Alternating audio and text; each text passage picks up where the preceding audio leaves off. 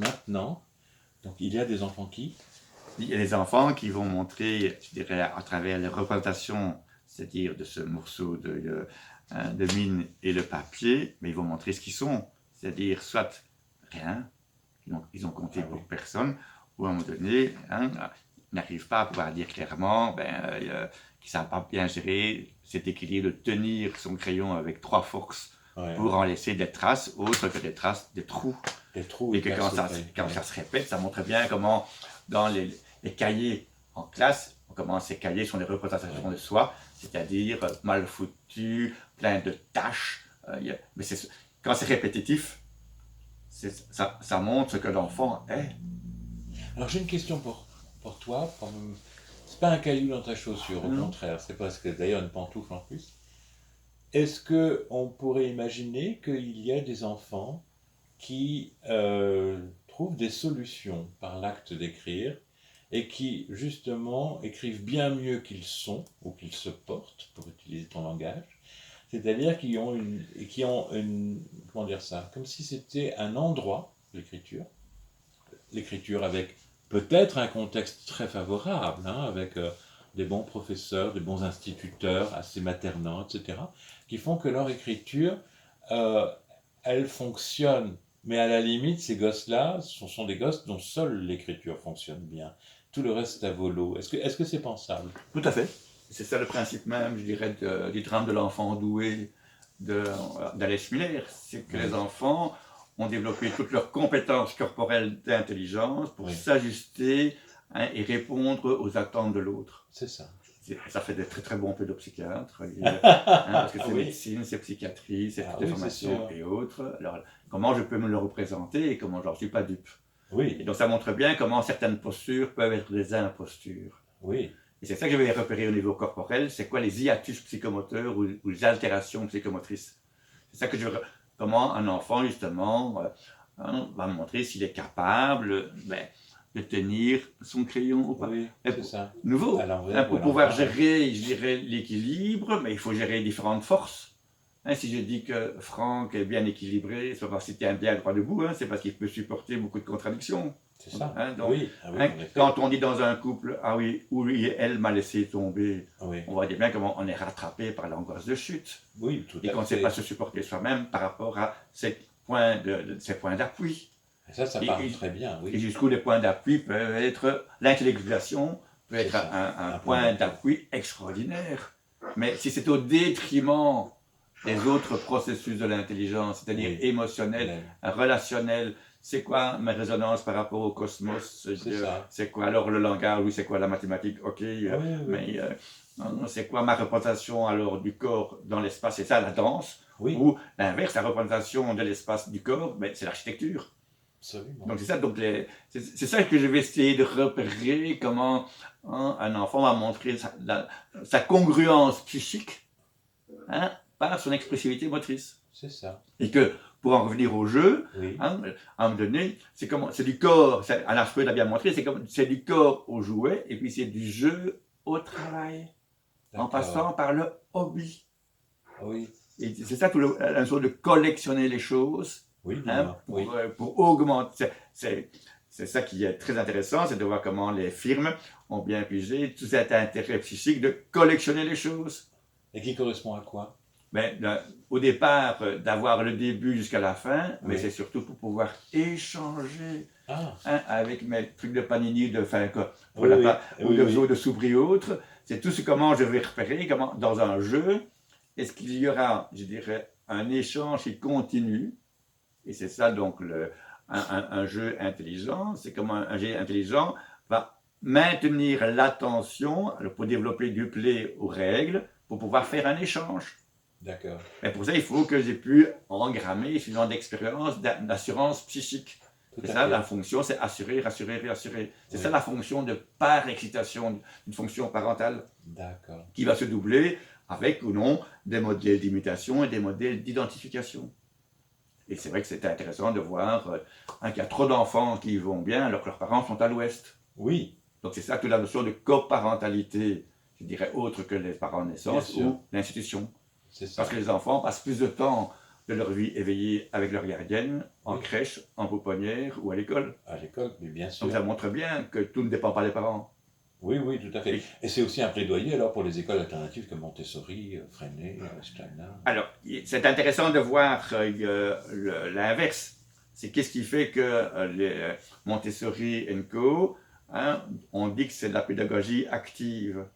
Donc ça veut dire que de façon non dite, on dit que l'éducation nationale inactive ou désactive. Ou désactive.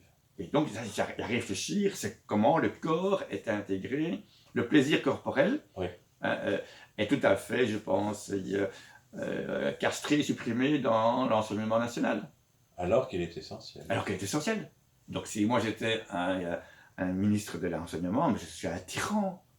Je vire tous les profs déprimés. Ah oui. Pas parce qu'ils sont payés à rien à faire, mais c'est que les profs déprimés vont transmettre leur dépression aux enfants fragiles. Ils enseignent la dépression. Oui. C'est ça. Non, À leur insu. À leur insu, mais ça fonctionne malheureusement très bien. C'est-à-dire... Et que l'école aussi organise la dépression. Et l'école organise la dépression. C'est-à-dire en cassant l'imaginaire, je dirais, du personnel intelligent. Et on est bien d'accord que l'imaginaire, la vitalité et le plaisir, c'est au fond 3 façades du même immeuble.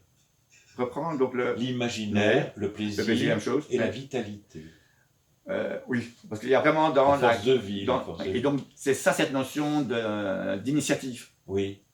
Et donc, c'est pour ça que je trouve que parler d'une pulsion, c'est intéressant, mais parler d'une pulsion sans l'impulsion et sans la pulsation, oui, c'est idiot.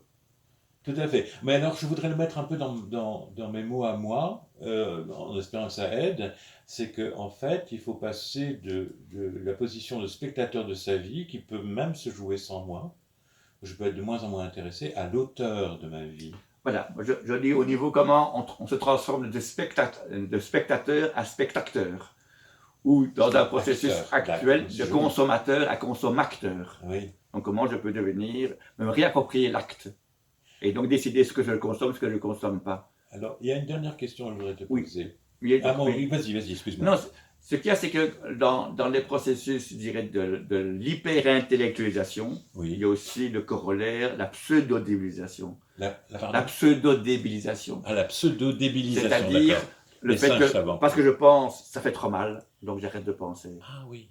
C'est trop mal. Donc, arriver à avoir des représentations de trauma ou de choses qui, au niveau des affects, m'a sidéré ou me terrorise ou n'arrive plus à mobiliser à l'intérieur et me désorganise, ça devient dingue. Et donc à ce moment-là, tu expliquerais qu'il y a une cohorte assez importante, puisqu'on compte les illettrés à peu près 10% en moyenne européenne, les illettrés fonctionnels, des gens qui ne savent pas lire et écrire et qui ont quand même subi l'école pendant des années. Ah oui, c'est ça où l'école, quelque part, je pense, colonise l'imaginaire et décortique, je dirais, l'accès, je dirais, à tout ce qui est intelligence. Tout à fait. Mais, ça c'est pas encore trop grave. Oh. Le plus grave, c'est les enfants qui font semblant d'aller bien. Oui. Et ce sont tous les apprentissages en écho ou en miroir. Continue. Donc, c'est-à-dire où les enfants n'apprennent pas, je dirais, à raisonner, mais à raisonner. Dans le sens de la résonance. Ils n'apprennent pas à réfléchir, mais ils vont réfléchir du verbe refléter. Oui. C'est-à-dire qu'ils correspondent à ce qu'on attend d'eux par l'hyper-adaptation. Et cette confusion entre l'identité, c'est pas être moi-même, c'est être comme les autres. Alors c'est du mimétisme. Alors le mimétisme, je crois que c'est différent qu'il faut faire entre, c'est quoi, une image en miroir, oui, ou mimétisme, c'est faire comme l'autre. Oui. Donc, mais c'est, oui, je comprends. Et c'est faire comme si. Oui, et donc c'est mimer. Donc ne confondons pas le fait de mimer ou de faire comme si j'étais l'autre que ce processus en miroir. Il y a certainement des deux, j'imagine. Oui, il y a des gradations. Voilà. Je veux dire que c'est le processus même de notre société, de lavage de cerveau par consentement. Oui. Il faut faire comme les autres. Et alors, ça nous ramène à une chose... Vas-y. Et ça va se faire au prix du refoulement de la fonction imaginaire. Et donc ça veut dire que notre corps, c'est tout le temps une dialectique entre le corps réel et le corps imaginaire. Oui. Et qu'à un moment donné, Si je n'ai plus ce processus d'accès à l'imaginaire par la pathologie du banal, alors ça Oui. peut être l'expérience répétée de malheur, enfin la pathologie du malheur, jusqu'au moment là je n'ai plus cette possibilité de rêver, donc je n'ai plus cette dialectique, donc c'est ça le conformisme, faire comme les autres, mais à un moment donné, c'est la porte ouverte aussi à ne plus reconnaître son corps, et c'est ça toute la porte ouverte à la psychosomatique. Bien sûr. Et aux maladies auto-immunes, où le système immunitaire ne reconnaît plus son corps et va l'attaquer lui-même. Bien sûr. Donc on est dans ce processus-là. Oui. Donc c'est là tout le travail, c'est justement de réactiver, mais c'est quoi le plaisir sensorimoteur partagé par ce contenu. Mais alors, et je voudrais arriver à un moment conclusif pour terminer ce moment, parce que j'essaie d'avoir toujours une espèce de structure musicale de mouvement dans une symphonie. Tout ce que tu as apporté d'une richesse, autant le dire. Je ne vois pas pourquoi je ne le dirais pas. Moi, je suis absolument enchanté parce que ça me donne énormément à penser. Et je reviens à une chose qui avait été évoquée au tout début de l'entretien. Quand tu dis qu'il y a ces enfants qui sont des images miroirs, qui consentent à désexister, de manière à se fondre dans la masse. Oui. C'est ça l'invisibilité physique, hein, c'est qu'en fait, tu as l'image qui se reconstitue sur le paravent, quoi.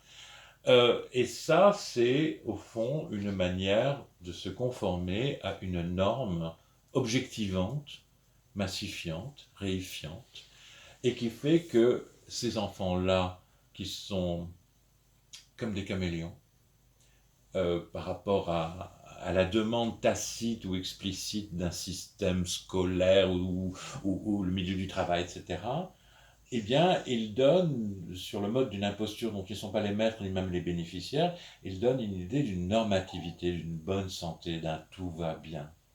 Et que du coup, les gosses qui sont rebelles, en fait, sont peut-être... Ils vont passer mal, hein.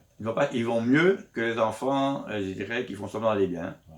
Maintenant, il y en a qui vont très mal, hein, et qui n'ont plus accès, je dirais, au processus relationnel, au processus symbolisant.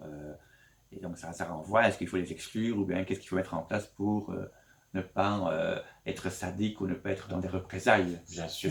Ça, c'est compliqué. Mais est-ce que le processus de symbolisation que tu as expliqué dans ce troisième moment de notre entretien, hein, avec tous ces jeux, etc., toute la question du jeu qui me semble essentielle dans la création artistique, est-ce que ce ne sont pas des processus que j'oserais appeler magiques dans le sens de Weihinger ou encore, je ne sais plus, de Jung, c'est-à-dire des processus qui ne sont pas totalement maîtrisés, mais qui sont un peu exploratoires sur le mode de l'apprenti sorcier et qui peuvent bien souvent, par un mélange de flair et de chance, aboutir à ce qu'on appelle aujourd'hui une subjectivation. C'est-à-dire que l'enfant qui va mal dans un système qui lui-même est pervers, finit par acquérir, par des moyens qui sont reconnus rétrospectivement comme les moyens de démarche artistique, qui peuvent avoir toutes sortes de formes, on est bien d'accord, mais dans lequel je vois l'idée du jeu telle que tu l'as décrit, il peut arriver à un moment où il est auteur de sa vie, spectateur, j'aime beaucoup ce mot, spectateur, c'est-à-dire ça va, il a compris. Et il va faire autre chose parce que sinon c'est créer ou crever. Ou l'inverse.